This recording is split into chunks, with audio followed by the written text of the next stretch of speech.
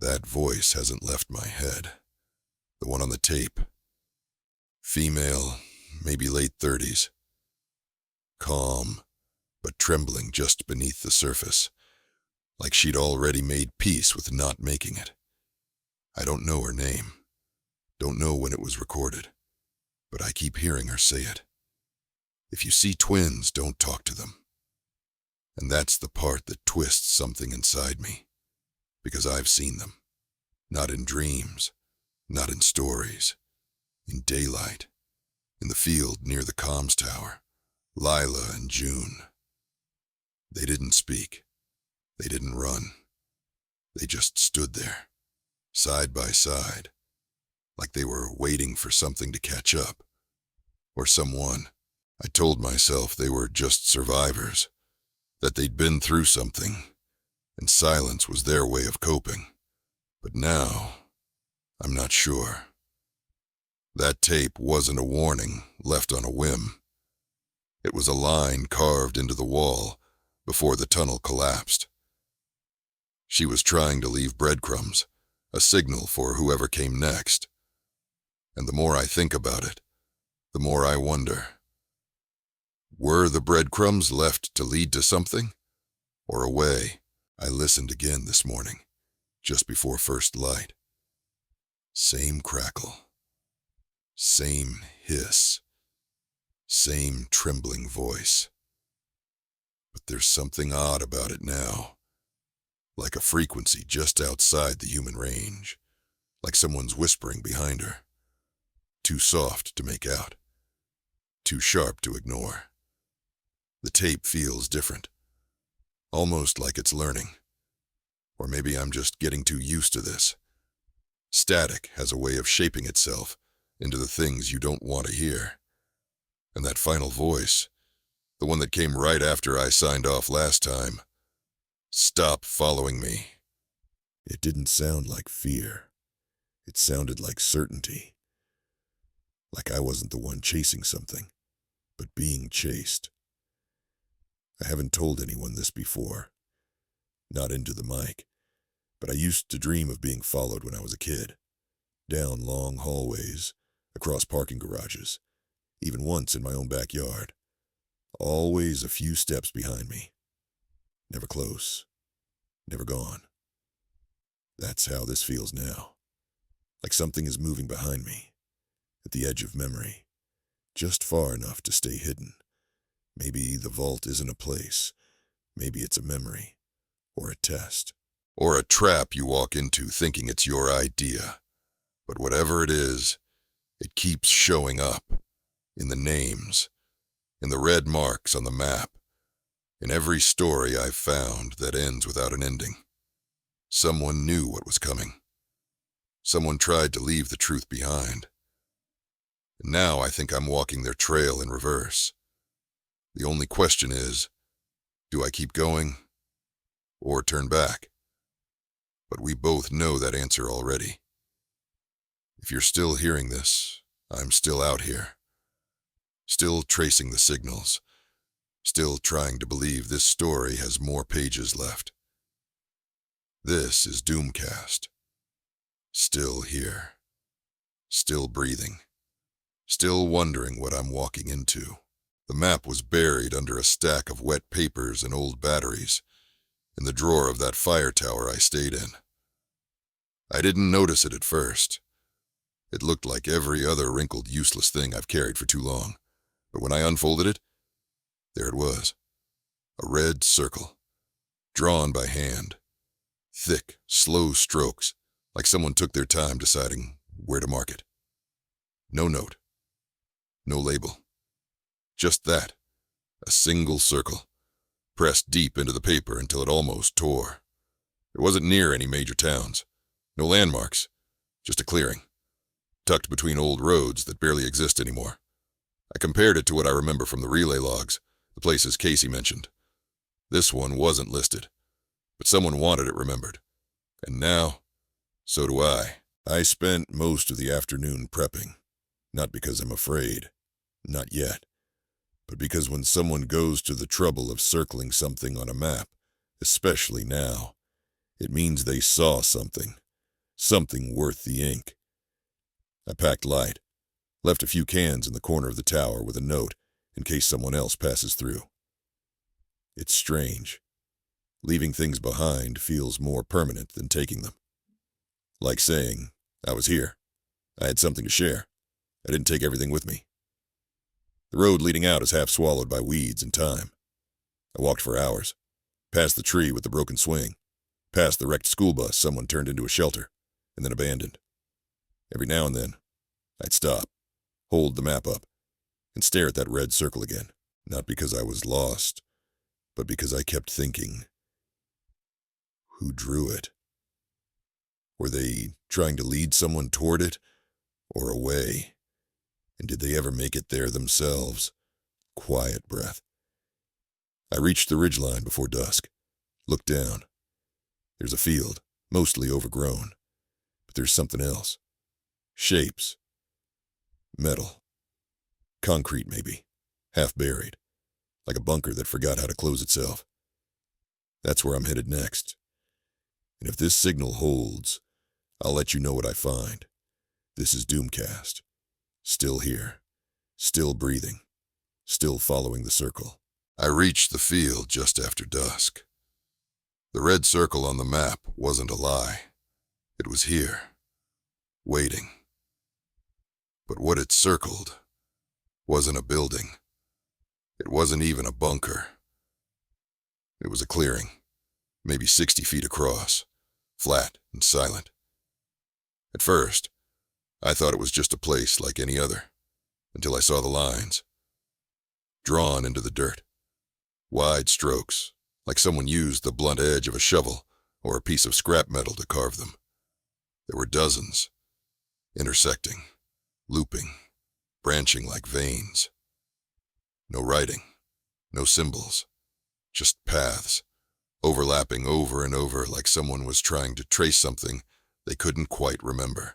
I followed one with my boot. It curved out, then looped back in. Another ended in a spiral. None of them led to an exit. All of them pointed inward. I walked the whole clearing. Didn't see anyone.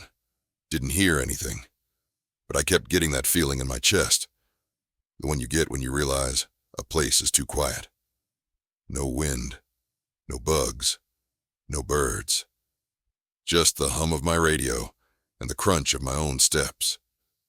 I took a picture of the lines, scratched it into my notebook just in case, and then I noticed something else. A signal spike. Faint. Almost hidden. But there. Like something beneath the soil was trying to send. Something. It didn't last long. Just long enough for the needle to twitch. I checked the transmitter. Same channel. Same settings. But I swear it blinked. Once. Then nothing. Lines in the dirt. A map that doesn't point to anywhere. And a signal that shouldn't exist. Someone was here. Maybe still is. Whatever they were trying to find. I think they wanted someone else to finish the job. I'll camp here tonight. Not because it's safe, but because sometimes staying in a place that's wrong teaches you more than walking away from it. Before the outbreak, I didn't know anyone named Casey. Now I hear her name more often than my own. I don't even know what she looked like, only that her voice keeps showing up where it shouldn't. And yesterday, it showed up again. Not in a journal, not in a rumor, but in a signal, a real one. Same tone, same static-drenched whisper, same closing phrase, keep the lights on if you can. It came from a tower north of the ridge, dead relay station, marked offline since month 1. Half the thing collapsed under a tree, wires stripped, door rusted shut. No power, no broadcast equipment left intact. And yet, the signal came from there. I traced it 3 times, triangulated it, even pulled out the old hand-cranked tracker just to be sure. Every reading pointed to that dead relay. When I got there, the place was colder than it should have been. The air smelled like burned dust and oil. Inside, the walls were covered in those little adhesive notes, the kind office workers used to write reminders on. Except these had numbers, dates, and that name again. 𝐃𝐨𝐧'𝐭. Over and over. Written in different hands, different pens, even different languages. And in the center of it all, taped to the wall with medical gauze, was a list. 5 names, all crossed out, except the last one. It read, 𝐾𝐶, still out there? And someone had written underneath in red marker, check vault echo pulse logs. I don't know who kept that relay running. I don't know how her voice made it back on the air. But if those logs exist, they might explain everything, or nothing. But I can't ignore it. I followed signals before. They led me to shelters, to old tape decks, to warnings. This one feels different. Not just a message, a memory. When I first heard Casey's voice, I thought it was a fluke. A broken tape, cycling an old broadcast. Maybe even someone copying her words to mess with survivors. But the more I dig, the harder that explanation gets. I've checked the logs, mine, and the ones I found along the road. Casey's name appears in places that don't match up. 2 towns, hundreds of miles apart. 2 different groups of survivors, and both claimed they heard her after she was gone. The Deer Haven Motel had a guest ledger, barely readable, but one line stood out. Room 103. 𝐾𝐶? That room burned down during the early riots. Some say it was accidental. Others say it wasn't a fire that took her, that she went silent long before the smoke. I picked up a signal near what's left of Ridgeway. Just a hum, almost too faint to notice. Then came that voice, her voice, softer than before. Not broken, just fading. And then it said something new. Not a warning, not a guide. Just, I left something in the dark. You'll know it when you find it. That line wasn't on any old tapes. Wasn't part of the last broadcast she made. It felt like a message. For me. Or someone still listening. I've started mapping her voice. Every place it's been heard. Every tape she's on. Every frequency spike with her name tied to it. So far, it's making a shape. Not a straight path. Not a circle. A spiral. Turning in, tighter each time. Pulling towards something. Maybe a location. Maybe the vault. Or maybe just a story no one finished telling. I'm going to keep listening. Keep following the spiral. And if I find what she left in the dark, I'll bring it into the light.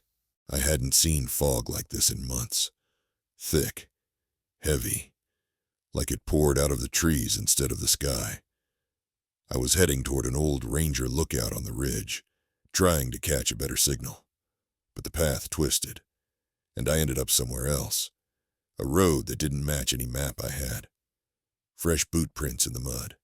2 sets. Same size. Moving in perfect sync, side by side. I followed them. Yeah, I know how that sounds. But they weren't just steps. They were deliberate. Too straight. Too even. And in the distance, I saw them. 2 figures. Small. Still. Standing at the edge of the fog where it met the tree line. I called out. No answer. I raised the radio. Clicked twice. Nothing. Just the low hum of the mist, the crunch of wet leaves under my boots. Beat. I stepped closer, and then they turned, at the same time. No rush, no surprise. Just turned, and walked back into the fog. I ran after them. They weren't running. They weren't hiding. But I couldn't catch them. I couldn't even see where the path ended, until I came to a clearing. Empty. No footprints. No voices. Just a stone, flat, worn down, with a word carved into the center. Wait. Nothing else. Just that. I stood there for maybe 10 minutes, maybe more. Waited for what? I don't know. Then my radio picked up a sound. Soft static. and underneath it, 2 voices. Children, saying the same word over and over, whispering it. Wait, wait, wait. Then silence. No signal. No trace. I marked the place on my map. I'm not sure what I saw, but this isn't the first time twins have been mentioned. That survivor on the tape warned me. If you see twins, don't talk to them. I didn't. But now I wonder what would have happened if I did. The old relay station by the edge of Marrow Creek was never on my map. It wasn't on anyone's map.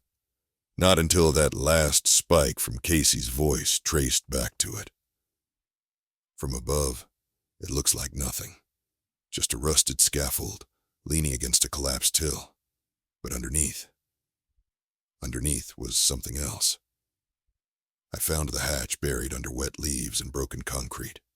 No lock, just dirt, like someone had opened it recently, or maybe something got out. I pulled it open and climbed down. Wooden ladder, cracked steps, a slow drop into cold air that didn't belong to the season. I hit the floor, maybe 15 feet down, and saw walls lined with old radio gear. Most of it scavenged, some of it military, none of it running, except for one thing, a box, not a transmitter, not a speaker, a recorder.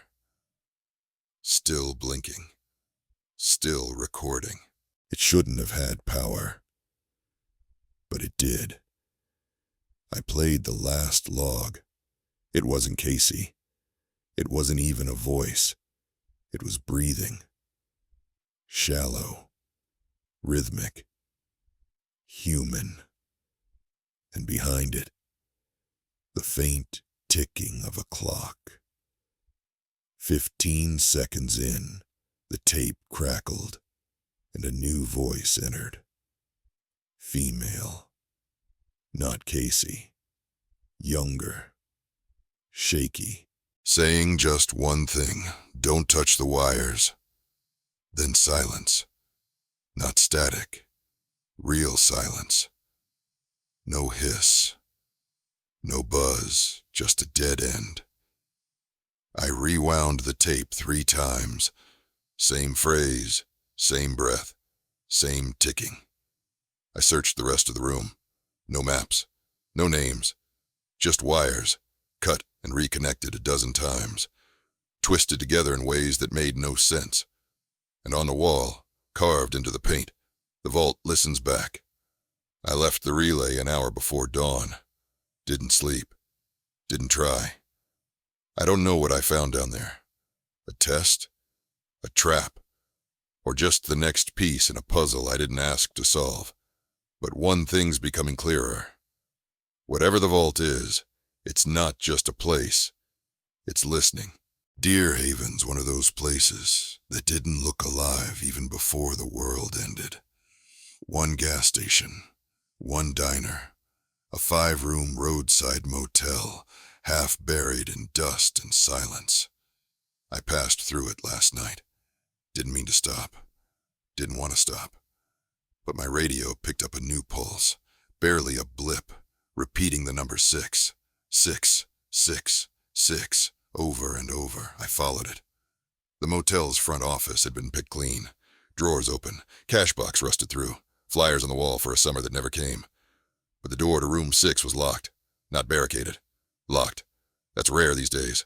I broke it open and stepped inside, and I swear to you, the air felt wrong, heavy, tired, like the room was holding its breath. There were signs someone had lived there. A bedroll in the corner, half a pack of matches, empty cans of beans stacked with care. But it wasn't the supplies that caught me. It was the voice. Not from the radio, not from a tape, from the room itself. Soft. Familiar. Repeating the same word. Stay. I don't know how to explain it. The word didn't echo. Didn't come from a direction. It just was. Like the walls were speaking. I stood still. And then I heard the other voice. A second one. Smaller, younger. A whisper under the whisper. She's not gone. The lights flickered. The floor creaked, and when I reached for my recorder, everything went quiet. No static. No hum. Nothing. I left that room, marked it on my map, taped the knob with red cloth, and I didn't look back, but that number keeps showing up on the signal logs. Room 6. Over and over. I don't know who stayed there. I don't know who's still there. But if the vault is connected to the signal bleed, that room may be one of the oldest leaks, and whatever's leaking out, it's learning to speak. They were in a mailbox, a real one. Metal red. Still standing outside an abandoned post office 3 towns east of here. I almost missed it, almost kept walking, but something about the way the door hung open, tilted, like it had been used recently, pulled me in. There were letters inside, not junk mail, not flyers or old bills, handwritten envelopes, sealed, stamped, named, and every single one of them dated after the world fell apart. I took 6. Read only 1. It was addressed to someone named Marcus, but the words inside, they weren't meant for him. They were meant for me. Beat. It talked about the vault, about radio pulses coming from old ranger towers, mentioned the tape I found, the twins, even Deerhaven. But the letter was postmarked 2 months before I found any of those things. It shouldn't exist, but it does. And I'm not the only one who found one. I've heard stories of letters left on car seats, inside lockers, folded into coat pockets in houses long abandoned, all of them speaking directly to the person who finds them. And they always end the same way. Tell the others. If they're still out there, they need to know. The vault is real, and it hears everything. I've kept the envelope with me, checked it 100 times for anything I missed. Ink, pressure, residue, codes. Nothing. Just words that shouldn't exist. But do. If someone's watching survivors, if someone's sending messages they shouldn't be able to send, then this isn't just about staying alive anymore. It's about staying aware, and not letting the wrong thing speak for the right voice. Casey's signal was the first one I ever heard that didn't sound like noise. There was something in her voice, not just fear, not just static, something deliberate, like she was leaving breadcrumbs. I've replayed her tapes over a dozen times now, filtered the hiss, slowed down a pitch, even mirrored parts of it to see what might be hiding underneath. And last night, I found something. A pattern in her pauses. Every third sentence lined up with a set of coordinates, ones that don't match any town or known structure. Middle of nowhere. North ridge of a collapsed rail line near Belle Pine. I hiked out this morning. What I found was not a building. It was a grave marker. Not for her. For a transmitter. Just a metal pole, half buried in rock, burned at the base. Wires scorched, like something inside it had overheated and tried to get out. Next to it was a broken tape player, still warm, still humming. But no tape, no label, just ash. She knew something, maybe too much. Maybe that's why she vanished. I've started writing down every phrase she repeated more than once in her broadcasts. One of them keeps circling back. Don't map the dead. No one I've met understands what that means. But I think Casey did. And maybe that's why she burned the transmitter. Maybe that's why she never said goodbye. Because she didn't want anyone following her trail. Didn't want whatever was listening to follow it either. I keep her voice close. Not just for the clues, but as a reminder that some people didn't just survive. They tried to leave something behind. A warning, a path, or maybe just a last message that says, I was here. I tried. I went back to Deerhaven. Not to room 6. Not yet. I stopped at the motel's front office, just to look around again. The ceiling was buckling from rain, and the drawers were full of rusted keys and old brochures, But in the bottom drawer of the reception desk, I found a leather-bound ledger, still intact, still dry, still full. The dates start before the outbreak. Normal stuff. Road trip names, stopover notes, a few weird messages from people who thought they were being funny. But then, something changes. The handwriting shifts. The entries stop being about check-ins. They become confessions. Someone, maybe the owner, maybe just a survivor who stayed there long after the world broke, started keeping track of people who passed through. Page after page. Some entries are one line. Woman with a backpack full of crayons. Didn't speak. Stayed one night. Others are long, detailed, paranoid. One in particular caught me. 2 teenagers. Said they were headed east. Asked too many questions. Didn't flinch at the noise behind the ice machine. The last page just says, if someone finds this, don't trust anyone who doesn't ask your name. They're not used to needing it anymore. That line stayed with me. Because when you meet someone out here, their name's the last thing you worry about. But this ledger, it reminded me names matter. Not just for identity, but for memory. There are over 60 names in the book. Some have notes. Some have red X's drawn beside them. And 5 are underlined. One of them is 𝐾𝐨𝐧'𝐭. Another is mine. Written in handwriting I don't recognize. Someone knew I'd be there. Or someone wanted me to know they knew. Either way, this wasn't just a list of visitors. It was a map of movement. Maybe someone's still using it, tracking it. Or maybe it's just another artifact of a world that was too scared to forget. If you've ever played with a radio late at night, turning the dial just slow enough, you know what it's like to catch a station that shouldn't be there. A hymn, a laugh, a whisper with no source. That's what we used to call signal bleed. Back before the world broke, it was harmless. A fluke. One tower overlapping another, or ghost signals bouncing off the wrong clouds. But now it's something else. This morning I tuned into the usual frequencies. Checked the tower logs, routine stuff. But around 4:17 a.m., a signal came through that wasn't on any of the frequencies I monitor. The voice was slow, measured, almost thoughtful, but not like a person thinking, like something pretending to think. It didn't call out a name, didn't ask for help. It just said this: the vault is not where you think. The ones who remember are already inside. Some of them still don't know they're dead.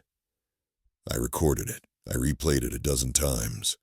And each time the voice changes, just slightly. Enough to feel it knows it's being heard. This isn't like the other broadcasts. Not like 𝐾𝐨𝐧'𝐭. Not like the survivor tapes. This was pointed. Cold. A voice meant for no one. Or maybe meant for everyone.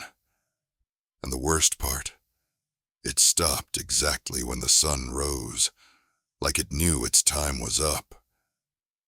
Like it was hiding inside the static, and when the light came, it bled away. But something remained. The air felt thicker. The signal tower made a low whine, like it was overheating. And my recorder, it kept running, even after I turned it off. I think we're hearing pieces of something that wasn't meant to be heard. And whatever signal bleed is now, it's no longer a fluke. It's a door. And someone, or something, just opened it from the other side. I keep a map on the wall behind the console. Old topography. Back when the world still had borders, towns, rest stops. It's faded. Edges torn. Some of the inks bled out from the humidity, but it's mine. I mark it every time something matters. A transmission, a survivor story, a warning. Red circles, always red. I used the same marker, same pressure, same distance from the tower. because it helps me see what this chaos won't tell me directly. And lately, the pattern is shifting. The circles used to be random. Now they're forming a curve, like a line bending towards something, like everything's pulling to a single point I haven't found yet. There's one location I keep circling back to. Not on the map, not really. Just a blank patch of forest. No label, no name, no ruins. But 3 survivors, in 3 different tapes, described it the same way. A place that feels like it should echo, but doesn't. And each of them said it without prompting, like they were remembering something involuntary or unfinished. One of the red circles landed right over that patch today. Signal 28, the shortwave from Bell Pine, spiked without warning. No voice, just a tone, repeating in intervals of 14 seconds. Then silence. I marked it.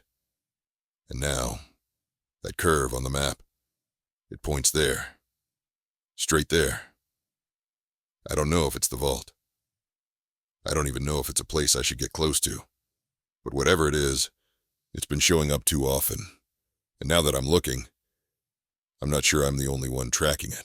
I followed the map this morning, grabbed a ration bar, a hand crank light, and an old pistol I still don't trust. Made the hike past Bell Pine. No trails anymore. Just animal paths and broken fences swallowed by moss. It was slow going, but eventually, I found it. A cabin. Tucked in a clearing that looked like it hadn't been touched in decades. No signs of life. No prints. No smell of rot. Just quiet. I don't mean the kind of quiet you get after a long walk in the woods. I mean unnatural quiet. No birds. No wind. Even the leaves refused to rustle. It felt like the air was being held back. Like the world was pressing pause on this one small patch of forest. I walked up to the door. Didn't knock. Didn't need to. It opened on its own. Inside, a chair, a table, and a radio. No wires, no batteries, no sign it had ever been powered. But it was on. Soft glow behind the dials. No noise, no static, just the light. And beside it, a journal. Water-stained, but still legible. Most of it was empty, except for one entry. Silence is safety. Noise is memory. If they can hear you, they can remember you. And if they remember you, they'll find you again. That was it. No signature, no date, no explanation. I didn't take anything. Didn't touch the journal. Didn't turn off the radio. I just backed out, closed the door, and left. But the silence didn't stop when I stepped outside. It followed me, all the way back to the ridge. Only when I crossed the stream did the wind return. The birds came back. The world remembered it had a voice. I've visited a lot of strange places since the outbreak, but I've never felt like I'd been forgotten by the world before. Until today. Whatever that cabin is, someone wanted it quiet, and I think it still remembers that. There's an emergency broadcast frequency most people forgot about. 1440 shortwave. Used to be part of the old public safety net, the kind of station that beeped during storms and floods. Told you when it was safe to go outside. It's been dead since the collapse, until yesterday. I was sweeping for signals when I heard something. Soft. Not a message. Not static. A woman's voice, reading from a script. Calm. Robotic. Almost hypnotic. It took me a moment to recognize it. It was one of the government's automated emergency loops, the kind they used to run during evacuations. But this one wasn't like the others. It was still running, repeating the same 3-minute segment, word for word. Except something was wrong. Every 5th loop, a sentence would change. Tiny changes. A word added, A number different. A pause where there wasn't one before. Here's part of it. Please remain calm. Assistance will arrive shortly. If you are within Zone 3C, follow standard shelter protocol. If you are outside Zone 3C, do not attempt re-entry. Repeat, do not attempt re-entry. And then later, Zone 3C has been compromised. Assistance will not arrive. Remain where you are. Silence is survival. Repetition is memory. It kept saying that. Repetition is memory. Like it wanted someone to memorize the changes. Like the signal was evolving. And then, after 20 loops, the voice said something I hadn't heard on any loop before. If you're still hearing this, we never stopped broadcasting. You just stopped listening. I don't know if it's live. I don't know if it's a trap. But it means someone's still using that frequency. Someone still has power. And someone wants us to remember the wrong version of events. Or maybe the one no one else was allowed to hear. 1440 is still running now. I've left a recorder tuned in. We'll see what else it says. But whatever it was, it didn't feel like a warning. It felt like an invitation. I don't usually read journals unless they feel urgent. This one was found inside a weather-sealed pouch, duct-taped to the side of an old radio relay station, just north of the ridge. The cover's cracked, sun-bleached, but the writing inside, still sharp, still terrified. It's signed only with the name M. Day 1. Found the old fence line around Zone 3C. No signage left, just scorch marks and a lot of melted plastic. I crossed anyway, didn't come all this way just to turn back. Day 2. No birds, no squirrels, no noise except my boots and my breath. Trees are brittle like they've been boiled dry. Everything feels heavy. Not hot, just dense. Day 3. I found a checkpoint. Tower was leaning, lights still blinking. A repeating signal playing the words, "Silence is survival. Do not attempt re-entry." I turned it off. Day 5. I haven't slept. Something moves here. Doesn't make sound. Doesn't break branches. But I feel it when I close my eyes, like pressure or memory. Day 6. Woke up and found my pack outside the tent. I didn't leave it there. It was zipped shut, with a fresh bottle of water inside, labeled, "Welcome back." I never told anyone I'd been here before. Day 7. It's not abandoned. It's not forgotten. Zone 3. C remembers you if you've ever crossed in, and it doesn't let you out the same way you came. I'm leaving this here. If you find it, tell someone I made it past the fence. Tell them the ground still hums here. Tell them the fog doesn't burn off. And if the voice on the radio changes, don't listen. It learns. There's a smear of ink after that. No last page, no sign of where she went. But I believe her, because the relay tower she mentioned, it's still blinking, still whispering that same phrase. Silence is survival. But I think Zone 3C isn't about silence. It's about erasing the noise that came before. And M. She may have crossed into something that doesn't want to be remembered. I woke up this morning to fog so thick I couldn't see the trees 10 feet from camp. At first, I thought it was normal. Morning mist, maybe from the stream nearby. But by noon, it hadn't burned off. By sundown, it was still there. White. Dense. Silent. I tried the compass. It spun. Tried the wind-up radio. Only static. Even Doomcast couldn't break through. And that's when I knew. This wasn't weather. This was cover. I've traveled a lot of ruined roads. I've seen cities swallowed by ash, rivers choked with bodies, skies that turned red and never changed back. But this fog, it felt personal, like it wasn't just hiding something from me. It was hiding me from something else. I found tracks in the dirt. Bare feet. Too many to count. all moving in the same direction, toward the edge of the tree line. Then they just stopped. No drag marks, no prints turning around. Just vanished. I backed out slowly. Didn't run. Didn't speak. Didn't even breathe too loud, because I remembered what M said.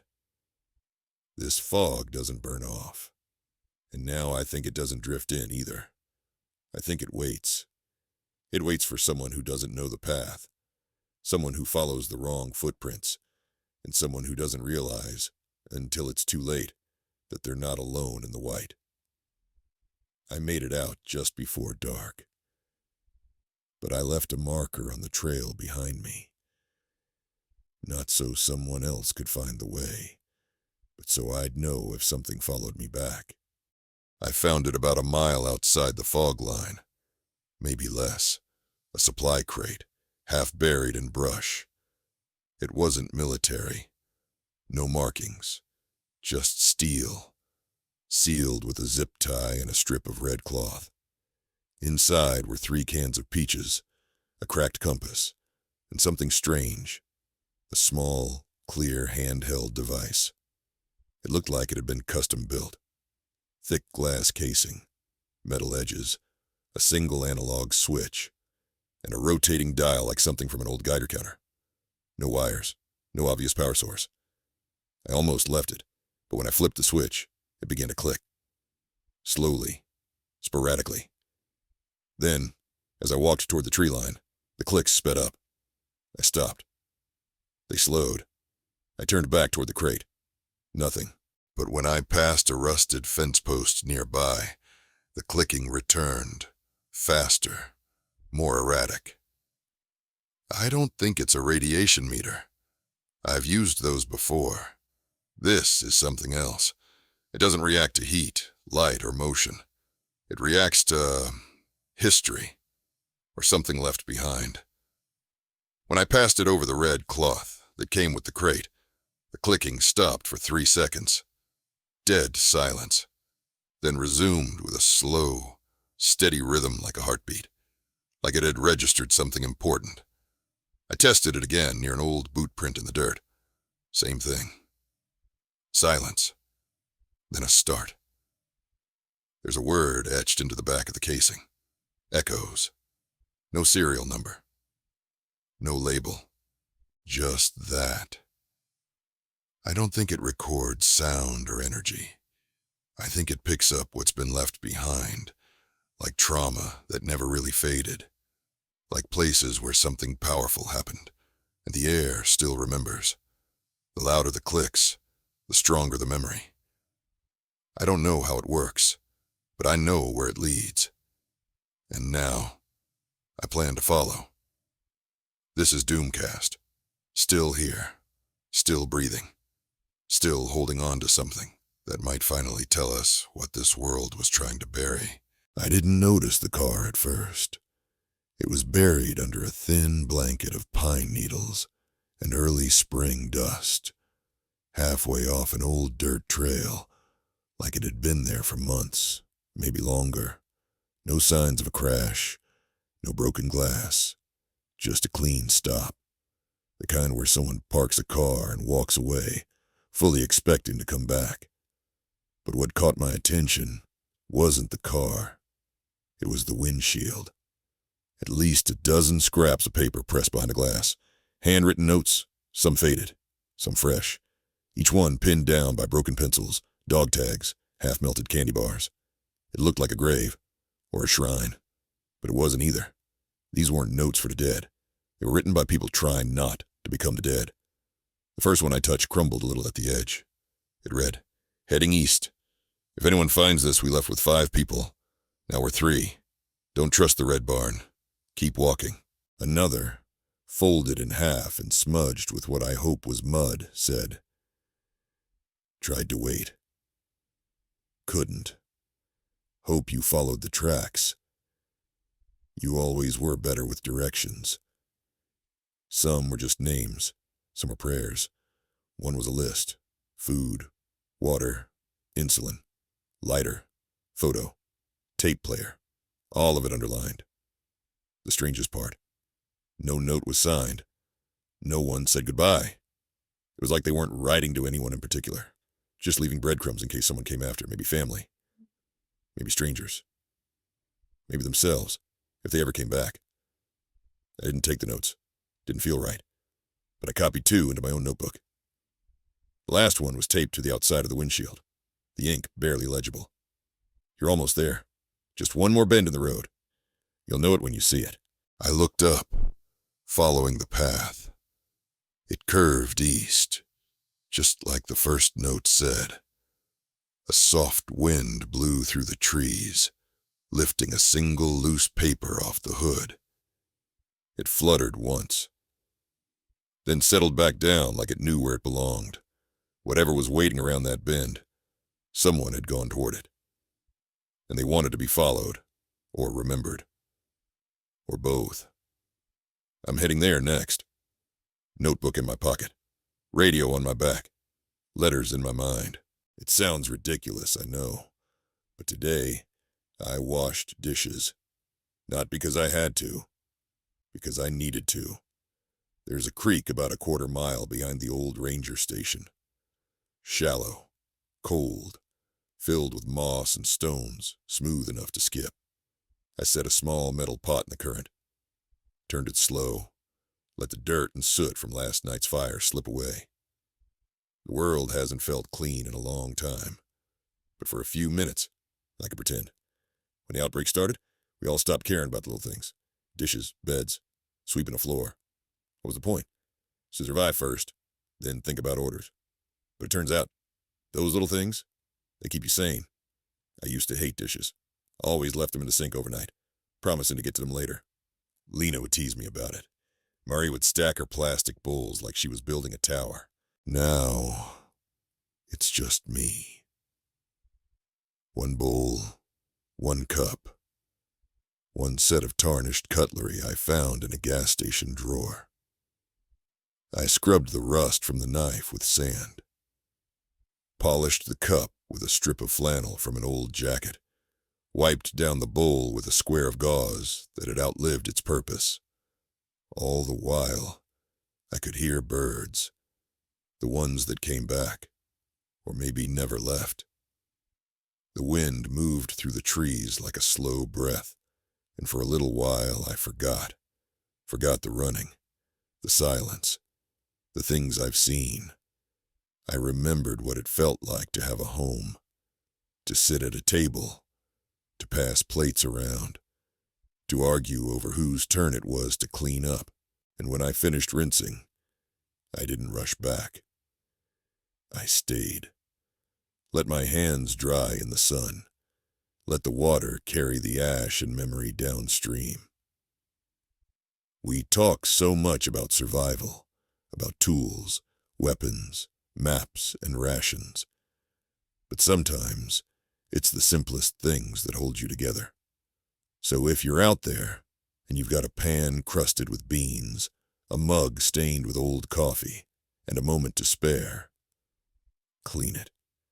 Not because it'll save your life, but because it reminds you that you still have one. I used to mark the days, little tally marks carved into the inside of my journal cover. One line per sunrise. I think I stopped around day 149. Not because I forgot, because it stopped meaning anything. Time used to be a shape, a rhythm. Wake up, shower, breakfast, traffic, meetings, dinner, sleep. You knew where you were because time told you. It organized your life, held it all together. But out here, time became something else. Longer, wider, heavier. When everything fell apart, the clocks didn't stop. But the meaning behind them did. A Tuesday was no different than a Sunday. A sunrise didn't mean safety. A full moon didn't mean wonder. It meant visibility. I remember one day, early on, I'd marked something like day 88. I found a calendar hanging in a burned-out house, still flipped to April. Whoever lived there had circled Easter in red marker. That hit me harder than it should have, It wasn't the holiday. It was the hope. The idea that someone thought they'd make it to Easter. That by then, things would be better. Maybe they didn't even believe it. Maybe they just needed something to aim for. A future moment to walk toward. That's when I stopped counting. Because when every day feels like it could be your last, you start living like they all deserve to be your first. Now I count in different ways. I count the number of safe places I've found, the number of people I've spoken to, even if it was just for a minute, the number of meals I've shared, tapes I've recorded, quiet nights where I actually slept. And I count stories. Each one is a marker, a reminder that the world didn't just end, it changed, and that change is still echoing. So, no, I don't know what day it is. I couldn't tell you if it's been 300 or 600 or more. But I can tell you this. The sun still rises, the rain still falls, and somewhere in the dark, someone is still listening. I swore I wouldn't come back here. 𝐸𝐻𝐵𝐻. The trees are taller now, like they've grown in the silence. The air smells like moss and ash. The motel sign is still half hanging, 4 letters short of spelling anything real. The last time I was here, Anna and Miriam were still breathing. I didn't know their names then. I only knew the panic in their voices when I picked up the signal that night. Now the parking lot's covered in leaves, cracked asphalt, a broken toy under an overgrown hedge. Room 3 is burned out. Room 4's door swings in the wind. Room 5 has red handprints on the inside of the window. Dry now. Flaked, but it's room 6 that matters. It's still locked, and I still have the key. I found it in a gas station, weeks after the motel first went dark. Didn't know what it opened. Didn't ask, just, carried it. Today I finally used it. The door sticks, but gives. The air inside smells wrong, like rust and pine needles and something older than both. There's no furniture, just walls. All 4 covered in drawings, crayon drawings. Childlike, too detailed to ignore. 3 stick figures holding hands under a red sun. One is crossed out. Next to it, the words, "I stayed, I waited." Another picture shows a girl with red hair holding a radio. That might be Miriam. And one more, something tall, standing in the trees, drawn entirely in black. I look around. No bags, no bedding, no food. But someone lived here. Someone waited here. And I don't think they were alone. I leave room 6, step back outside. The air feels colder. Colder than before. There's a new sound behind me back inside the room. Quiet scratch. Like something trying to draw on the wall that's already full. I don't check. I walk. Fast. Because some places remember. And some places don't want to be forgotten. I walked for 2 days after 𝐸𝐻𝐵𝐻, hoping I was done with that place. But memory doesn't stay behind. It follows. The weird thing is, I don't remember this road. It runs parallel to the old interstate, but it's not on any of my maps. Still, I followed it, and that's when I saw it again. A motel. Same design. Same peeling paint. But this one isn't 𝐸𝐻𝐵𝐻. It has a working sign. The power's still on. And the neon reads, "Vacancy Room 6. It shouldn't exist. And yet, here it is." It shouldn't exist, and yet here it is. I stepped inside. The lobby was too clean. Counter wiped down. Brochures stacked like someone still expected customers. The clerk's desk had a bell. I rang it. Once. Nothing happened. Behind the desk was a hallway. 6 doors. Only one open. Room 6. Same number on the key I used back at 𝐸𝐻𝐵𝐻. Only this time, I didn't need a key. Inside. Walls covered with maps. Dozens of them. Topographic, transit, weather, even old evacuation routes. And on the largest one, red string, thumbtacks, notes. One note reads, relay sites, 3 dead, 2 active. Another, Vault 7, beneath old reservoir. Another, Channel 14, equal sign, not an accident.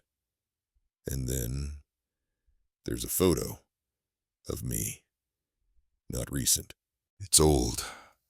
Taken in a grocery store. I'm at the register holding a bag of bread. Day 2 of the outbreak. I never saw the camera. I never knew the photo existed. That's when the radio in the corner clicked on. Same model I'm using now. Same frequency. A voice came through. Clear, calm, familiar. You were never supposed to find this.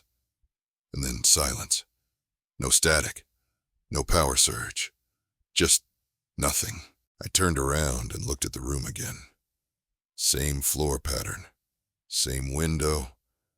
Same closet. And then a knock. Soft.